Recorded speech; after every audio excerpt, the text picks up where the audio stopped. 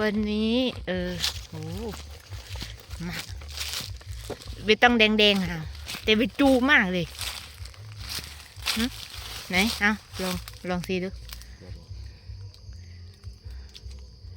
เอาปลาเอ๋ยหนูจ้ะก็ยังนะจูเอ็มเนาะแต่เวียนเต็นตุ่มจะนำเนาะตีเนียงทาจูแต่เนียงแอบกินเนาะอันนี้เวียนเต็นซอยจะนำวะบักเงียวอันนี้แกห้าวใช่ไหมภาษาไทยกี่ลิ้นจี่วะอ๋อนี่คือขนาดงัด